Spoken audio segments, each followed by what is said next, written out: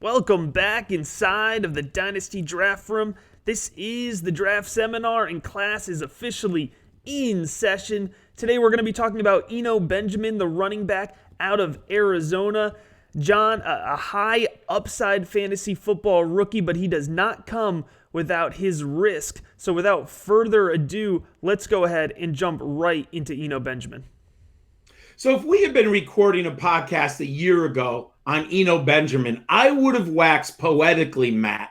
I had him in my college fantasy football dynasty league. He had been tremendous, but he was disappointing this year, and I now have concerns about this young man.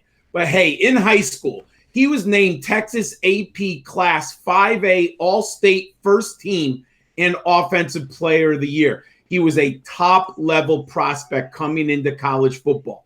As a freshman, he enrolled in school early in January, and he participated in spring practices. Now, he did not get a lot of opportunities from the line of scrimmage in the backfield as a freshman, but he did see some special teams. Now, he exploded onto the national scene as a sophomore. He was a 2018 All-American third team, and this is from Arizona State. They're usually not producing All-Americans in the backfield. He established a school record with 1,642 rushing yards. And one of the favorite games that I've watched on film of the last 2 years, he had a career best 312 rushing yards on 30 carries and 3 touchdowns versus Oregon State. However, he was majorly disappointed in 2019. With only 1,083 rushing yards and 10 touchdowns. The resume is solid with back-to-back seasons over 1,000 yards and double-digit touchdowns. He also has 11 career 100-yard rushing games. However, there are some warts on this athlete, but I do like him and I expect him to be drafted, my friend.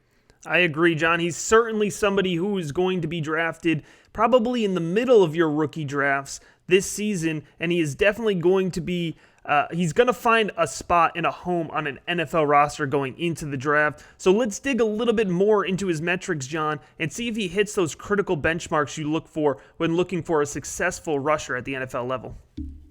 Now, it's interesting, Matt. He doesn't have a lot of wear and tear on the legs. He has 2,867 career rushing yards. But really what disappointed me when I looked at his career yards per carry, he only has a 5.0. And that is a little bit concerning because he's playing in the Pac-12. And anyone like us, Matt, who loves college fantasy football and who just loves college football, we know the Pac-12 is defensively challenged. So the fact that his yards per carry were so low in that conference, I would love to have seen 5.8, 6.1 coming out of the Pac-12. Now, he has 82 career receptions, but he's not really a natural pass catcher. We're going to talk about him in a future segment, why those numbers might be a little misleading, but he does hit my career benchmark. Now, for the 2019 season, I'm looking at 2 stats, Matt. Yards from scrimmage, 1,430. The number doesn't look astronomical, but his team scrimmage yards distribution, he accounted for 30% of the yards for the Sun Devils. So those numbers are pretty good. Not spectacular, but good. Hey, I was so high on him last August, but right now, after my film study and looking at the metrics, I have a day 3 grade on Eno Benjamin, Matt.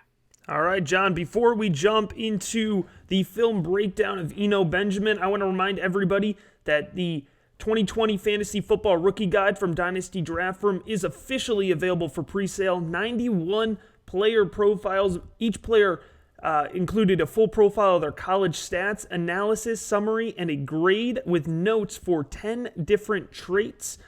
So, John, with that being said, let's go ahead and jump into the film breakdown of Eno Benjamin, the controversial running back out of Arizona State. We're going to start here. He is a tenacious runner. He fights forward, and he never gives up on a play. We could see here against Michigan State that he's not afraid to put his head down, and he always finds a way to fall forward. NFL coaches love that. At the goal line here, you can see he works well through contact. He's fighting through Arizona defenders to make sure that he gets into the end zone. It's not talked about a lot, but he does have some pass catching potential. He shows soft hands. He's not necessarily elusive in the open field, but he is a pretty sure-handed catcher. And the change of direction ability is something you're going to hear about a lot when talking about Eno Benjamin. On this play, he breaks an Arizona defender and is able to keep his balance. And like we mentioned earlier, John, always finds a way to fall forward. That kind of tenacious attitude is what has gotten a cult following here for Eno Benjamin truthers. How did I do, John? You did great, Matt. And I'll add a couple things. Now, what I had loved about him, because I watched him so often, the website for Arizona State had him listed at 5'10" and 210 pounds. So when I saw that height and that weight, and I saw how he played on the field, I really, really liked it. However, he went to the Senior Bowl, and then he measured at 5'9" and 195 pounds. So despite having workhorse traits, he has less than ideal size.